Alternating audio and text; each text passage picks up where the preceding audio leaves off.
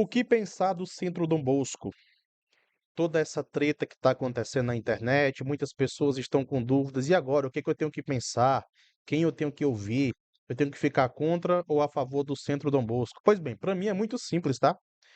E eu percebi isso em 2019. O Centro Dom Bosco é uma instituição cismática que não está em unidade com a igreja, que não está em unidade com o magistério, que só quer tumultuar, que só quer causar escândalo, né, e ter um retorno sobre isso, um retorno sobre todo esse escândalo. Agora, não é só o Centro Dom Bosco, né?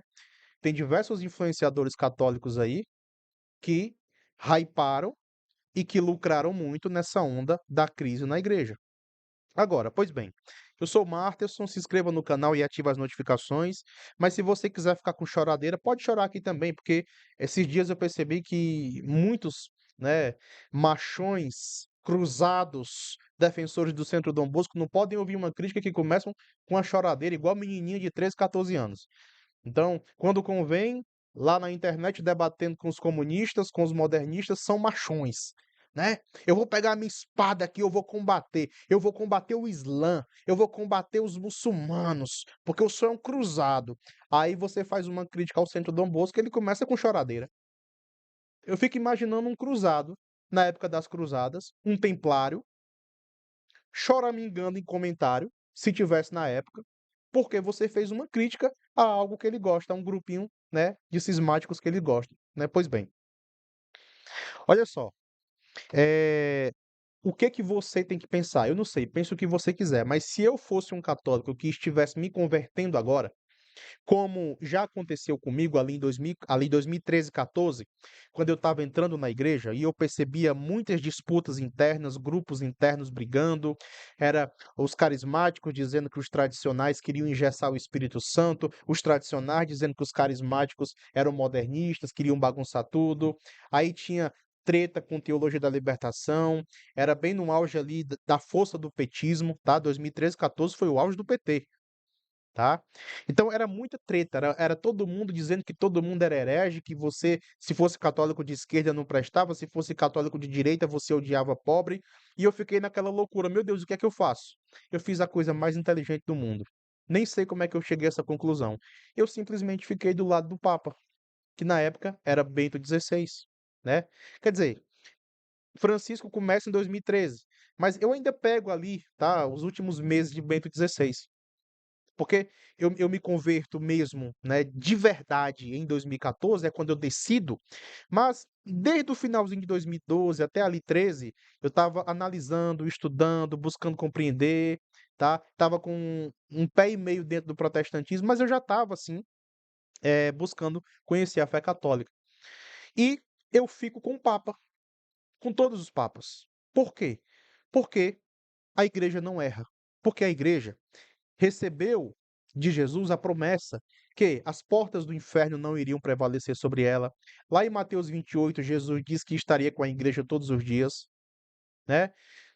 Diversas citações no Novo Testamento mostram que essa igreja é a coluna e sustentáculo da verdade, como vai dizer São Paulo em 1 Timóteo 3,15.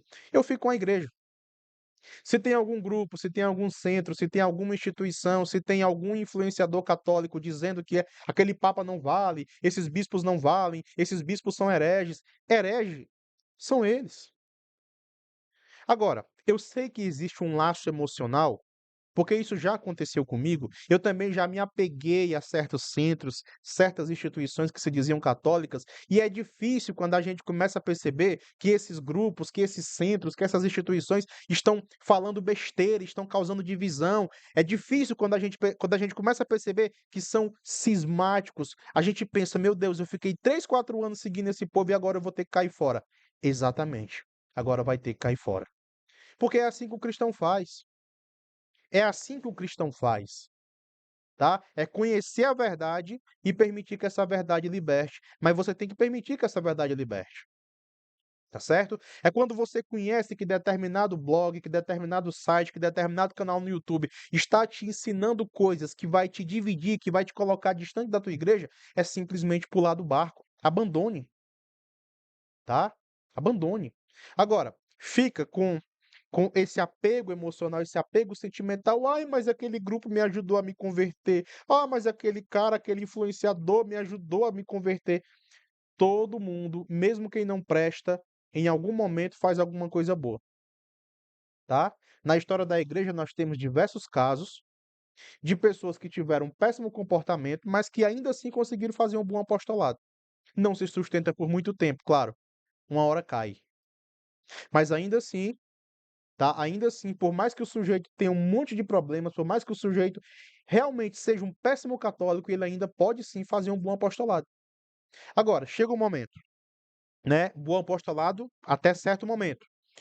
É quando ele começa a mostrar as caras, quando começa a te colocar contra os teus irmãos, começa a te colocar contra a igreja, começa a te colocar contra os bispos, contra os padres, né, contra o papa.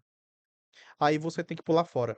E dane-se se você ficou 10 anos seguindo aquela pessoa. Você conheceu a verdade, você percebeu que o sujeito é um oportunista, é um cismático, é um mau caráter, é um mentiroso. O que que você faz? Você pula fora. Você pula fora, tá? É assim que funciona. Mantenha a unidade com a igreja. Então, essa treta que começou essa semana, né? Quer dizer, começou faz tempo, tá? Faz tempo que o Centro Dom Bosco tem essa postura. Agora, vamos lá, vamos ser sinceros aqui.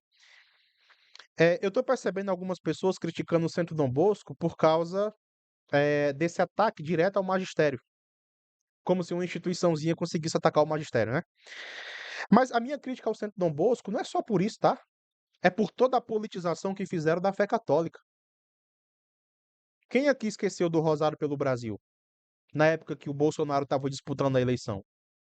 Que não era pelo Brasil coisa nenhuma, era uma instrumentação da fé em prol de um político. Quando o Bolsonaro perdeu a eleição, o Rosário acabou. Não era para ter continuado? Olha a lógica, olha, nós temos que rezar o rosário pelo Brasil, tá? Para que o comunismo não vença. Porque se o PT ganhar, o comunismo vai dominar o Brasil. Aí o PT ganhou. Não era para rezar mais, então? Né? Contraria, inclusive, a lógica de Nossa Senhora em Fátima, tá? Quanto mais problemas no mundo, mais você reza. Mas a galerinha do Rosário pelo Brasil em 2022, quando o mito deles perdeu, era para rezar mais, aí eles pararam de rezar.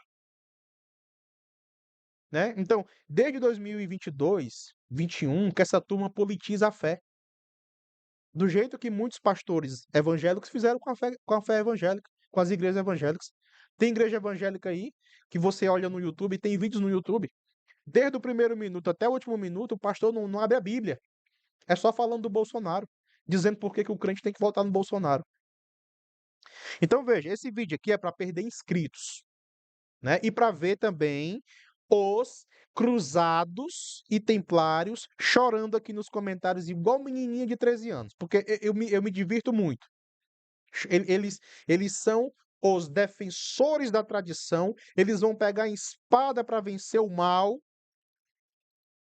Mas você criticou o meu centro que eu gosto? Mãe, vem cá, mãe. Criticou o meu centro que eu gosto. Eu vou comentar aqui um textão. Fique do lado da igreja, tá? Fique do lado da igreja.